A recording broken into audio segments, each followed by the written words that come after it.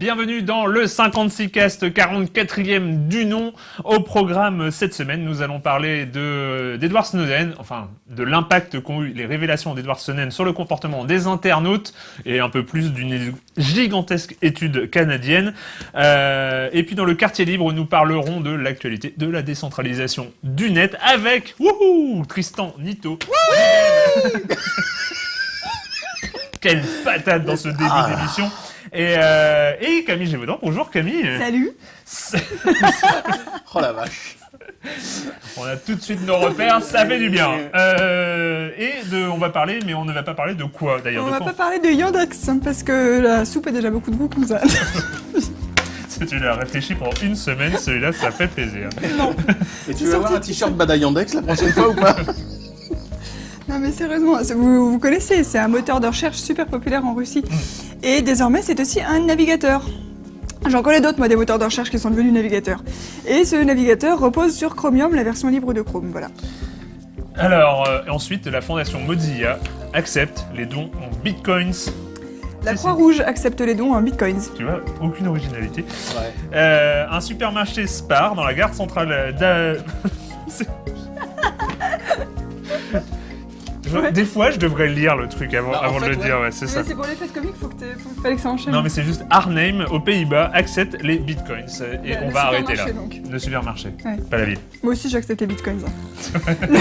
L'autorité de régulation des communications, vous savez, l'ARCEP, qu'est-ce qu'elle a dit? Elle vient d'annoncer que la France comptait à la fin du mois de septembre 2014 800 000 abonnements à la fibre optique. Ça fait donc une hausse de 12% en 3 mois.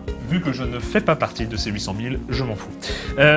On attendait son avis avec impatience. Le groupement des CNIL européennes, l'article qui se fait appeler article 29, donc, s'est enfin réuni pour discuter du droit à l'oubli et mettre son grain de sel dans la façon dont Google s'en occupe. Il estime que c'est trop facilement contournable parce que, en fait, on demande d'être oublié à propos d'un article, enfin, quand on tape notre nom, etc., sur Google, mais donc elle est censurée sur google.fr, mais reste disponible sur google.com, sans parler évidemment de Bing, de Yahoo, de tous les autres.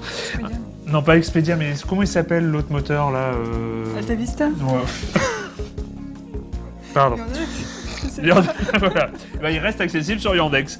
En fait, selon l'article 29, le déréférencement doit être effectif sur tous les domaines du moteur de recherche, ce qui est un minimum de cohérence. On avait dit qu'on n'en parlait pas, là, ça fait 5 minutes que t'es dessus. Hein. Mais c'est toujours mon problème. Voilà. C'est toujours les trucs dont on parle pas, bah on commence et puis on s'arrête plus. Ah, mais sinon, on fait pas de nom sommaire. Hein. Ouais. Sinon, GoPro, le spécialiste des mini-caméras HD, vous avez dû en entendre parler, va fabriquer ses propres drones. Comme ça, ils auront les drones avec les caméras dedans déjà tout prêts, et je pense que ça peut cartonner. Et ça peut foutre en l'air à peu près les 153 projets Kickstarter de drones avec des petites caméras embarquées. Et la traditionnelle non-news dont on a lu que le titre et dont on n'a rien compris, et là pour le coup on aurait pu comprendre mais on n'a pas du tout envie de lire, peut-on calculer le ROI du social media? Moi non. Moi non, donc on s'en fout. Toi oui? Le ROI du social media, on s'en fout. L'actu.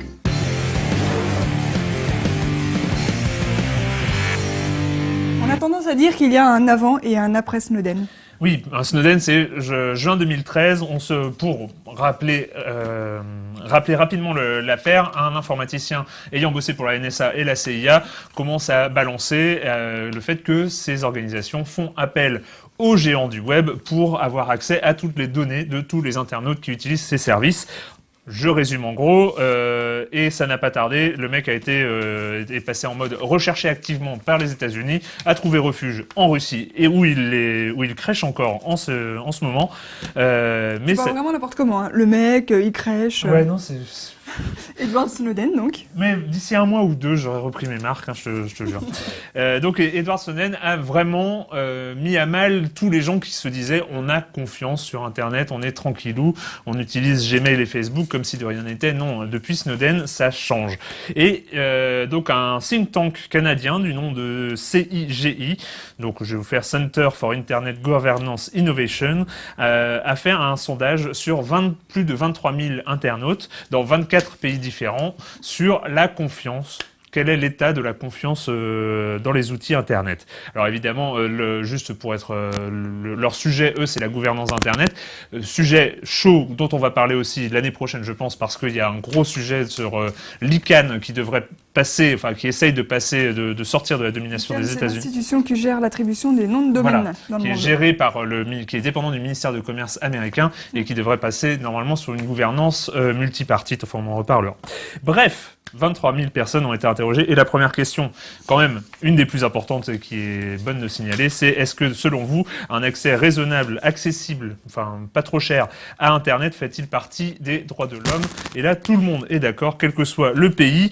On est à 83% des internautes qui pensent que c'est un droit de l'homme fondamental d'avoir un accès pas trop cher à Internet, ce qui est déjà une bonne nouvelle. Enfin, c'est peut-être plus important que ça n'en a l'air. Et donc, quand on s'intéresse aux informations, aux questions plus précises posées aux internautes dans ce sondage, on s'aperçoit que 2/3 quand même des internautes interrogés considèrent que ils sont plus inquiets pour leurs données personnelles qu'il y a un an. Donc c'est un peu c'est un peu logique. Et donc on peut noter que les résultats varient très sensiblement de pays en pays. Alors seuls 18% des Français pensent leur data en sécurité sur Internet. Déjà les 18%, il va falloir les trouver, mais bon, alors qu'ils sont 57% en Inde. Donc ça varie, c'est assez marrant sur ce sondage, sachant qu'il y a plus de 1000 personnes dans chaque pays qui ont été interrogées. Donc et les 82% qui pensent qu'elles sont pas en sécurité sur Internet, ils mettent un message sur Facebook en disant « Par la présente, je déclare que mes données m'appartiennent et que Facebook n'a pas le droit de me les voler. » Et là, Facebook, il fait « Oh putain, on a été découvert, merde !» Non, pardon. Non mais ça m'énerve en ce moment. Ouais. Oui, non mais je comprends. Moi aussi ça m'énerve. Surtout qu'après il y a 153 commentaires qui disent mais non t'es con, ça sert à rien ce message. Et l'autre qui dit mais non mais ça mange pas de pain de toute façon de l'écrire. Enfin bon bref, mais alors ce qui est marrant c'est qu'on voit que les gens sont plus inquiets que l'année suivante, mais quand même 41% des sondés, alors c'est assez rigolo, les questions sont plutôt pertinentes. 41% des sondés considèrent que les chances de voir leurs informations compromises sont plutôt faibles, donc finalement on s'en fout un petit peu qu'on soit surveillé. Et la question que j'aime beaucoup, c'est ils sont 37% à penser que le fait de confier à longueur de temps toutes ces données à des entreprises privées, bah c'est pas bien grave. Après tout, s'ils ont rien fait de mal. Ouais, non, mais c'est ça. On appelle ça le paradoxe de l'internaute moderne. Hein. On est plus inquiet, mais on fait rien. Et d'ailleurs, c'est ce qui se confirme un peu plus tard dans le sondage. On a donc chose positive, 60% des internautes sont au courant de l'existence d'Edward Snowden et du contenu de ses révélations, donc de 2013. Alors, ça varie encore hein, selon les pays, parce qu'il y a 94% des Allemands qui sont au courant. Eux, ils sont un petit peu. Ouais, ils sont au taquet sur ces sujets, et seuls 25% des Pakistanais, donc ça varie un petit peu. Les Français sont 62%, donc à peu près dans la moyenne mondiale, à être au courant. Mais ce qui est assez marrant, c'est que sur ces 60% en fait d'internautes qui sont au courant des révélations de Snowden, seulement 39% ont pris effectivement des mesures pour protéger leurs données personnelles sur Internet. Ça fait pas beaucoup. Et ils sont seulement 23% chez les Français et 69% chez les Indiens. Donc, paradoxe toujours. C'est assez marrant parce que c'est vraiment quelque chose qu'on observe, c'est-à-dire tous les gens qui sont ultra connectés, au courant que tout ceci existe, mais on continue à utiliser Facebook, à utiliser Gmail, à utiliser tous les services, finalement, qui ont été incriminés par Snowden. Parce que, notamment, c'est pas facile de s'en défaire. Ce sera ton sujet tout à l'heure. Ils savent peut-être pas comment faire. Donc ils vont écouter Tristan. Exactement. Écoutez-moi. Je vais quand même finir hein, sur quelques chiffres. Nous, on te prépare une transition à deux et puis... Voilà, à l'autre, il balaye ça sous le tapis. Oh, vas-y. D'accord. Non, je voulais juste finir parce que en fait, il demande quelles mesures vous avez pris pour protéger votre vie privée. Ils sont 43% à éviter certains sites et certaines applications, 39% à changer régulièrement leur mot de passe, 39%. Moi, je pense qu'il y a des gens qui se la pètent un petit peu quand tu réponds au sondage. Oui, moi, je change régulièrement mon mot de passe et tout ça, mais en fait, que dalle. Tous les 20 ans. Ou alors, plus intéressant, ils sont 28% à s'auto-censurer lorsqu'ils s'expriment en ligne. super important ça. C'est très important, ça veut dire... C'est que le début. C'est que le début, c'est-à-dire que maintenant t'as plus confiance, tu dis plus les mêmes choses, même quand tu t'exprimes dans un mail privé, même quand tu t'envoies un message privé sur Twitter ou sur Facebook, c'est plus la même chose, on peut être amené à s'auto-censurer. Ils sont quand même 11% à avoir décidé de fermer leur compte sur Facebook et sur les autres réseaux sociaux. Alors là, encore une fois, on est sur... 11% des gens ont fermé leur compte Facebook. Voilà, c'est un peu du déclaratif, parce que si on faisait le rapport entre le nombre d'utilisateurs Facebook et 11%, ça voudrait dire que sur 2013, il y a 150 millions de comptes qui ont été fermés. Moi, j'ai pas vu l'utilisation de Twitter, de Facebook chuter de 11% Voilà, ces derniers mois. ça se serait peut-être vu si il y avait 150 millions d'utilisateurs en moins. Bref, juste pour... Que de la gueule. Que de la gueule. Et juste pour terminer... Enfin, Camille, mais on t'en reconnaît plus, on nous l'a changé. Juste pour terminer, parce que c'était un sondage aussi sur l'évolution de la gouvernance d'Internet, 57% sont plus favorables à une gouvernance multipartite, c'est-à-dire qu'ils mélangent les ONG, les gouvernements, les techniciens, les sociétés pour diriger Internet. Et finalement, ils sont quand même seulement 36% à faire confiance aux Américains pour s'acquitter de la tâche qu'ils font actuellement. C'est-à-dire que la NSA a pas super bonne presse quand même. Bah, ils sont que 13% en Allemagne à faire confiance aux États-Unis, comme c'était étrange. C'est-à-dire qu'ils ont ils ont mis le téléphone d'Angela sur écoute, alors forcément depuis ça fait tâche. Voilà, donc vous pouvez retrouver ces études sur le site du CIGI. C'est super intéressant et plein de questions. Ça se voit parce qu'on n'a pas réussi à te déconcentrer. Hein. Ouais. Et même si on te passe un furet qui tombe. Là, je sais pas si je vais pouvoir résister. Bon, on l'essaye alors. J'ai un peu spoilé du coup.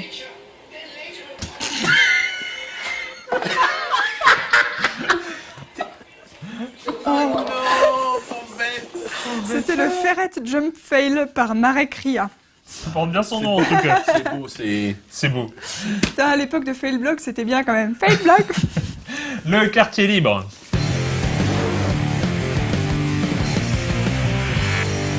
Qu'est-ce qu'on décentralise aujourd'hui, chef? L'Internet. Décentralisation Internet. J'ai bon. Donc oui, là, écoute, c'est génial. Tu m'as fait une transition, mais alors sur un plateau d'argent chrome et platine, tu vois, vraiment super, avec l'autocensure et le problème de la décentralisation. Si tu sais que tu es espionné, pourquoi il y a un vrai problème? C'est que si tu sais que tu es espionné ou surveillé, tu commences à t'auto-censurer. Donc tu t'interdis de dire des choses et par conséquent de penser des choses, parce que c'est nocif, c'est comme ça que marche le cerveau. Et au final, il n'y a pas d'opposition possible. Et c'est comme ça que ça marche en Chine en particulier. Les gens en Chine se savent espionner et il y a une apathie en fait parce que les gens se refusent de penser des choses. Voilà.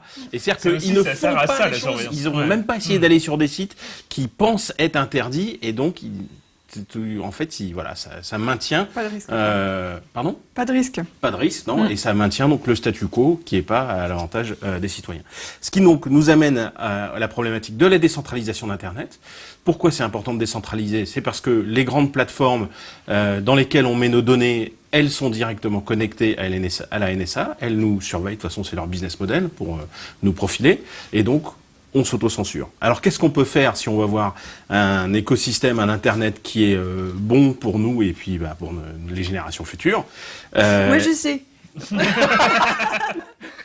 Il faut décentraliser. Bravo mon petit. Et donc il faut décentraliser l'internet et donc il faut faut mettre ces données sur des serveurs qui sont sur lesquels on a le contrôle. Alors on peut les mettre chez soi, mais c'est pas toujours facile. Faut parfois être un peu un gourou de la ligne de commande. Il faut héberger son propre système. Et évidemment, ça va limiter ça à une poignée de geeks. Et pour que vraiment l'internet soit décentralisé, il faut toucher un maximum de gens. Et donc il faut que ça soit facile à faire. Et donc il faut que ce soit facile d'héberger, il faut qu'il y ait des logiciels faciles à utiliser. Et ça, c'est les deux sujets dont on va parler aujourd'hui. Premièrement, au niveau de l'hébergement, avec des gens qui s'appellent indiehosters.net. C'est fait en particulier par un garçon qui s'appelle Michel De Jong, qui est un type super, qui avait fait le projet Unhosted avant, et un de ses collègues français, donc il monte ça. Monsieur, j'ai une vidéo. Oui mon petit, je vous écoute. J'ai une vidéo des gens. Ah quoi ? Ouais, vas-y, fais péter. Hello, right? C'est eux. Indie Houses. Yes, so this is Michiel, this is Pierre. So we are really proud to present our project we are working on since some... Voilà. C'était eux. Génial. Donc voilà, Michel est à droite et Pierre est à gauche. Et donc ils font de l'hébergement. L'idée c'est que tu leur dis je veux un nom de domaine, enfin plutôt je voudrais être par exemple sur nito.com dans mon cas. Ils vont acheter le nom de domaine pour toi, ils vont acheter un certificat TLS pour que les communications soient chiffrées. Ils installent tout ça sur une machine, ils vont administrer ça pour toi et ils vont faire tourner les logiciels que tu vas leur demander dessus, sachant que donc en tant qu'utilisateur, c'est super simple à faire. Je dis, je veux juste mon nom de domaine, je ne veux pas me préoccuper du reste. Puis bon, évidemment, c'est payant, et c'est une bonne chose. Hein. Au moins, les données, elles sont à toi. Et si un jour, tu en as marre de Indie Hosters, eh bien, tu pourras aller chez un autre. C'est-à-dire qu'une de leurs de leurs qualités et de leurs arguments entre guillemets de vente, c'est de dire vous pouvez nous quitter quand vous voulez et aller chez un autre hébergeur ou mettre ça chez vous. Est-ce que c'est pas là pour le coup, est-ce que c'est pas déjà le fonctionnement de ce qu'on appelle les hébergeurs d'une manière générale, que ce soit OVH ou d'autres dans Tout à fait, c'est des hébergeurs mais orientés indie web, c'est-à-dire que tu peux les quitter sans problème. C'est vraiment fait pour que tu puisses monter ton hébergement par la suite ou aller chez un autre hébergeur. Alors qu'évidemment, d'habitude, on essaye plutôt de te garder chez nous bien au chaud, de pas te faciliter la possibilité de partir, parce que évidemment, ça s'appelle du vendor lock-in et il y a rien de mieux qu'un client captif, comme ça, tu peux le tondre régulièrement. Et eux, non, pas du tout. C'est vraiment la facilité de pouvoir les quitter à tout moment et facilité dans tous les cas. Ils font pas du tout de logiciel, ils font juste de l'hébergement et ils installent les logiciels qui sont des logiciels libres et qui vont te permettre de faire tout ce que tu veux. Donc des serveurs de mail, voilà, exactement. des gestions de sites, des trucs comme ça. Gestion on est contenu, encore dans ce que tu disais, on est encore sur le truc de gens très spécialisés, de techniciens, ou en tout cas de techniciens amateurs qui ont les moyens ne serait-ce que de savoir le nom des logiciels qu'ils utilisent. Ouais, mais ils font. Tu vas voir, parce qu'en fait là, je me focalise sur la partie matérielle. Donc ils vont éliminer le problème de l'hébergement matériel, connectivité, etc. Et puis après, ils disent à vous de choisir le logiciel que vous voulez. Et c'est là qu'on arrive à la deuxième partie, qui est Known, donc qui est un nouveau CMS, un nouveau système de gestion de contenu, qui lui est fait toujours par deux personnes, des Américains, Ben Werdmuller et Erin Jo Ritchie. Et donc Ben est un des piliers de l'Indie Web Camp, c'est un développeur extraordinaire. Et avec lui, donc Erin Jo est designer d'interaction. Elle dessine en gros des interfaces utilisateurs. Elle est vraiment très douée. Et donc ils ont fait un système de gestion de contenu super simple à utiliser avec un système qui s'appelle POSSE, P-O-2-S-E. Donc c'est un principe POSSE. Tu publies sur ton propre site. Et c'est syndiqué, c'est-à-dire que c'est republié ailleurs sur Facebook, si c'est un billet, sur Twitter, si c'est un truc court, éventuellement Instagram ou Flickr, etc. De façon à ce que tu aies tes données chez toi, mais que tu aies quand même l'audience des grands réseaux sociaux. Donc c'est le contrôle sur tes données, mais sans perdre l'audience que tu perdrais si tu quittais les grands réseaux sociaux. Mais si jamais tu te fais virer des grands réseaux sociaux, ce qui peut arriver, et ce qui est quand même un des grands dangers, c'est pas grave parce que tu as toujours une copie de tes données chez toi ou chez Indie Hosters, puisque Indie Hosters dit nous, on va faire tourner Known. Et donc c'est très sympa de constater que dans les deux cas, aussi bien au niveau de l'hébergement qu'au niveau du logiciel, il y a une attention très forte qui est portée sur la simplicité d'utilisation, ce qui est totalement indispensable si on veut que la décentralisation, qui est vraiment un enjeu énorme, puisse toucher un maximum de gens, c'est dire... C'est 80% de gens qui sont inquiets mais qui savent pas quoi faire pour changer. Parce qu'il y a la pression, ils se sentent coincés, mais ils savent pas quoi faire. Et si on commence à avoir de l'hébergement très simple et des logiciels très simples à utiliser, mais qui leur permettent de garder leurs données et de garder leur audience sur les grands réseaux sociaux, on aura résolu l'équation. Et donc ça, c'est super cool de voir des gens brillants comme Michel De Jong et Erin Jo Ritchie et Ben Werdmuller travailler sur des niveaux différents de la stack, enfin de la solution, pour apporter de la simplicité qui met la décentralisation à la portée de tous. Alors, autant Indie Hosters est donc en pleine levée de fonds sur Indiegogo, allez-y, donnez-leur des sous, moi je l'ai fait. Autant chez Known, eux, ils sont dans une approche toujours du logiciel libre, mais ils vont essayer de lever des fonds. Ils offrent une offre pro qui commence ces jours-ci. Bref, il faut les soutenir, il faut les surveiller, parce que c'est peut-être ce qui va nous permettre de desserrer l'étau des grandes plateformes, des grands sites. Known, c'est Known. très intéressant. Voilà, et l'URL c'est withknown.com. Withknown.com, et ben écoute, on ira voir ce genre de choses. J'espère bien. Mais T'as Et- entendu Camille? Withknown.com. Withknown.com, et ben en tout cas on ira voir. Tes barcamps et tes réflexions sur la décentralisation, ça continue. Ah, ça continue, ouais. Bah justement, on reçoit Bernd Werdmüller qui est de passage à Cajar, non à Paris, bientôt, là, dans quelques jours, Yes. mi-décembre chez Mozilla. Super. En tout cas, un jour, on redécentralisera le net parce que c'est pas de la... Voilà, ça s'est recentralisé après. Exact, il faut y revenir. Ouais. Il faut y revenir. On en est où? Au potager du web. Absolument. Potager.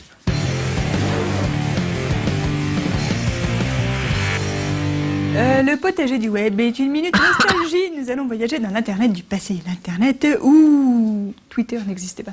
T'as un pet au casque ou pas? Ouh là là, mais tu veux dire que... L'Internet où YouTube existait, mais à peine. Et heureusement que YouTube existait parce que Alors, ça... Internet, 2008. Non, 6. YouTube existait. Ah oui, YouTube 5. existait en 2006. C'est exact. Et YouTube a été indispensable au succès de ce dont je vais vous parler. Donc on est le 23 septembre 2006 et un certain Boštjan Kadez, quelque chose comme ça, étudiant slovène avec plein d'accents comme ça dessus, publie sur DeviantArt un petit jeu flash minimaliste. Le principe c'est qu'on a un crayon, on dessine des lignes et quand on clique sur play, un petit bonhomme apparaît sur une luge et se met à dévaler les lignes comme des pistes. Ça s'appelait Line Rider. Est-ce que vous vous en souvenez? Mais grave. On peut toujours y jouer, Ah. c'était trop bien, ça ressemblait à ça. Yahoo! On s'en manquait de son, hein. Oui, ça manquait beaucoup de son, mais... Yahoo! mais c'était Oula. Tu fais bien, en fait. C'est ça qu'il aurait fallu comme bande son. Oh Et voilà, donc heureusement que YouTube existait parce que en fait, les gens ont partagé les niveaux qu'ils créaient. Alors, qu'ils créaient, c'était pas dans la toute première version, mais il y a eu des versions bêta 36, 37, 78 et compagnie. Et à un moment est apparue la possibilité de partager des niveaux. Ou de les enregistrer, de les mettre sur YouTube, C'était rigolo parce etc. qu'en fait, tu pouvais faire ton parcours et en fait vraiment éditer, revoir Ouais. comment ça se Tu pouvais passait. gommer les et puis à endroits ce qui moment-là, allaient tu pas, passais, tu refaisais ouais. le truc. Et non, franchement, c'était une très très belle idée. Et donc, le plus connu sur YouTube aujourd'hui, c'est le niveau Line Rider Jagged Peak Adventure par un certain Uncowned qui a fait quand même 11 millions de vues. Oh mon Dieu! Je m'en souviens. Vous êtes trop mignons. C'est très très bien.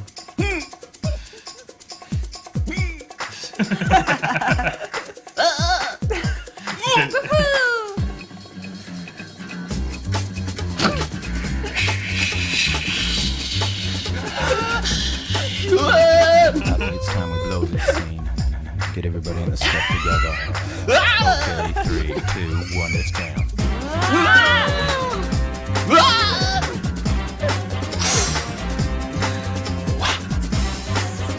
Ah, c'est dur. Et c'est vachement bien celui-là. Ouais. La musique est bien trouvée aussi. Hein. Voilà, alors dans la famille Grand Taré, on a eu aussi Shadow Ninja qui a refait Super Mario Bros dans Line Rider. Alors lui, il l'avait un petit peu trafiqué parce qu'il le fait reculer, réavancer en prenant de l'élan, alors que normalement tu peux pas, enfin faut que t'aies une pente pour avoir de la vitesse. Mais quand même, pour la perf.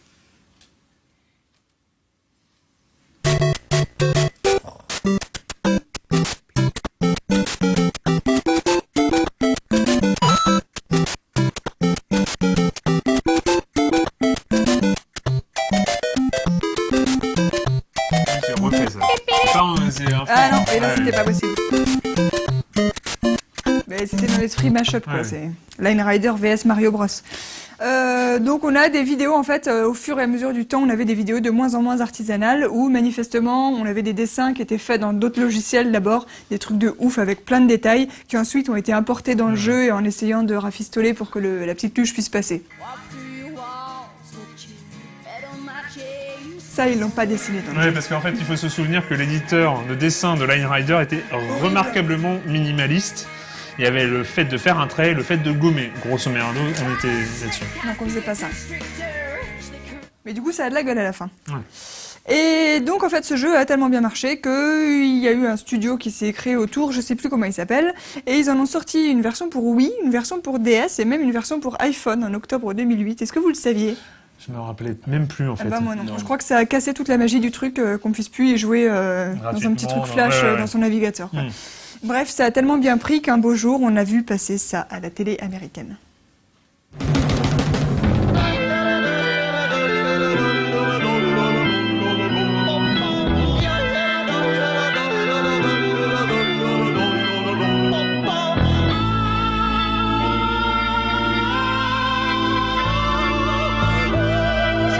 C'est une pub pour un genre de fast-food.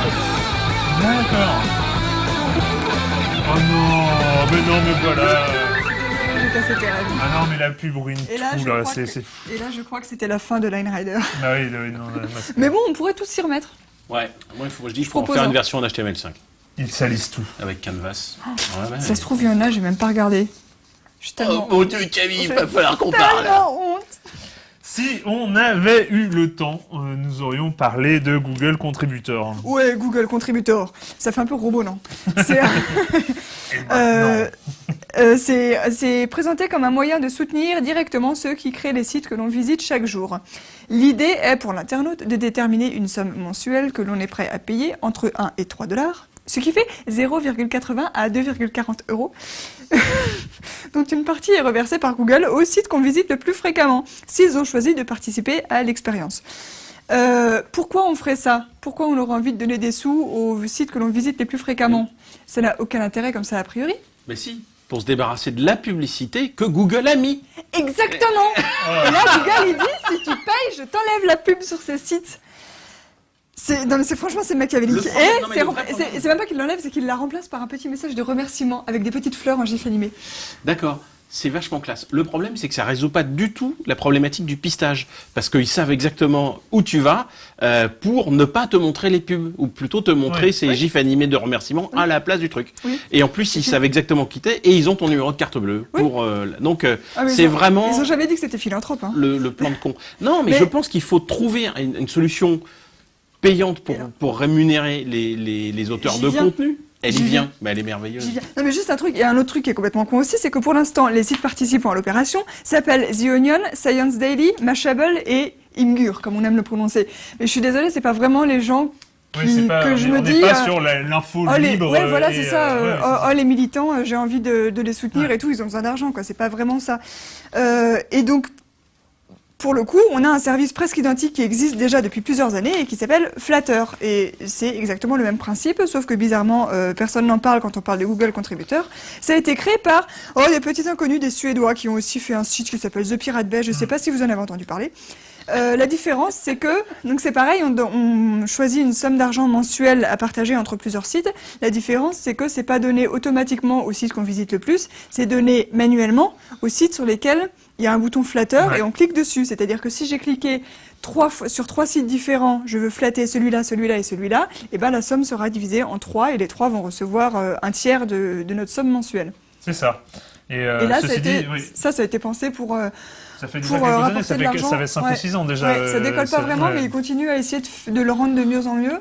Et c'est fait pour soutenir tel youtubeur qui fait son petit truc dans son coin, tel blogueur, tel artiste. Et à la limite, ça permet de se dire, bah, je vais utiliser un adblocker, donc je vois pas les pubs, mais à la place, je donne du pognon aux sites que je visite et qui sont importants pour moi. Voilà. Et après, il y a évidemment plein d'autres systèmes de financement participatif mensuel. Ça existe du type Patreon, qui sont un peu les Kickstarter de l'abonnement mensuel, enfin ce genre de choses. C'est vrai que on a du mal à voir pourquoi est-ce qu'on demanderait à Google, qui fait déjà beaucoup de choses. Mais c'est peut-être pour les gens qui connaissent pas le principe du bloqueur de pub en fait. Ils vont entendre parler de ça, ils vont se dire super moyen pour plus avoir de pub. Je sais pas. Ouais, alors ces gens-là, il y a des bloqueurs de pub. Si vous voulez vraiment pas, il y a des bloqueurs de pub. Hein. Voilà, c'est fini pour cette semaine. Mais c'était bien, on est dans les temps, tu vois. Ouais, on est dans les temps. Wouhou. Et là, si je peu de continue, poil. on va plus l'être dans les temps, tu vois. Si je continue à parler comme ça, à un moment, et on va Mais passer. tu sais Allez, qu'il y a des ça poils à la suffit. fin. Ah dis oui, des c'est poils. ça, un poil. Ah.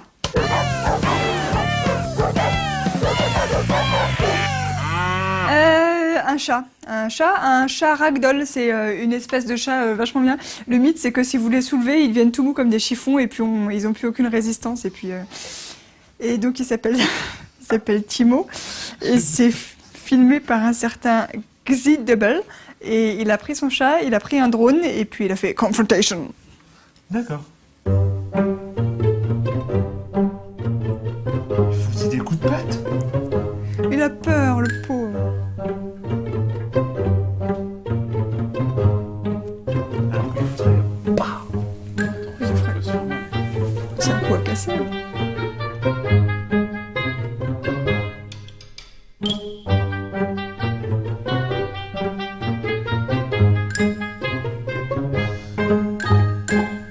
Vas-y, saute dessus. Allez, attaque. Non. Rouillard ce chat. Eh ben c'est fini pour cette semaine. Merci Tristan. Il n'y a pas de quoi. d'être À passé. bientôt. On décentralise. On À fond. décentralise à fond. Toujours. Et bah nous on se retrouve la semaine prochaine. Ouais, on décentralisera le prochain podcast. C'est ça, avant les vacances. Bonne semaine. À bientôt sur Ciao, nos ciao. lives et sur Libération. Ciao.